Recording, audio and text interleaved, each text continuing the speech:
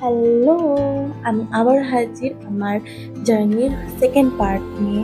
হ্যাঁ, আমি গুজরাট থেকে ওয়েস্ট বেঙ্গল যাচ্ছি আমাদের বাড়িতে। আমি তো সত্যিই খুবই এক্সাইটেড। তো আমি আগের ভিডিওতে বলেছিলাম যে আমরা মুম্বাই থেকে হাওড়ার ট্রেনে যাচ্ছি। তাই জন্য সকাল 6:30টার ট্রেনে উঠে আর এই যে প্রকৃতির দৃশ্য খুবই ভালো ছিল। আমার তো খুবই ভালো লাগছে। কি সুন্দর লাগছে আপনারাই দেখুন।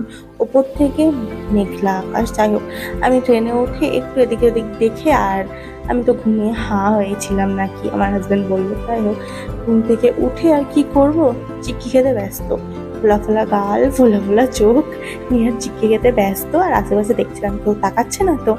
যাই হোক, তো অতটা পাত্তাও দিচ্ছিল না। যাই হোক, আমি চিক্কি খেতে খেতে একটু ভিডিও করছিলাম আশপাশটার। আশপাশটা এত সুন্দর লাগছিল না, কি বলবো। এই যে আশপাশটা, একটা তো কৃষ্ণচূড়া ফুল দেখা যাচ্ছে এই রাস্তাটায়, ওপর থেকে আকাশ মেঘলা হয়ে আছে, খুবই ভালো লাগছে আমার। আর কিছুটা দূর গিয়ে তো বৃষ্টি আরম্ভ হয়ে গিয়েছে।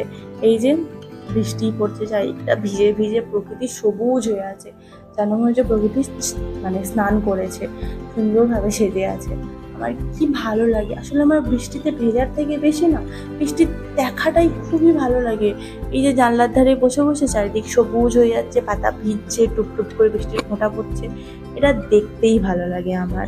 আর এই যে মন্দির, তুমি গুজরাট, মহারাষ্ট্র যেখানেই যাও না কেন, মাঝের মধ্যিখানে তুমি 5-6 কিলোমিটার ছাড়া ছাড়া মন্দির পাবেই, এটা কম্পালসারি। হুম মানে কিছু বলার নেই। আমার বেশ ভালোই লাগে, ভক্তি হয়, দেখে গড়টর করে নিই। যাই হোক, তারপরে আমি রাতের ক্লিপ নিয়ে নিই। তো এটা হচ্ছে পরের দিন সকালবেলার ক্লিপ, ভিডিও ক্লিপ।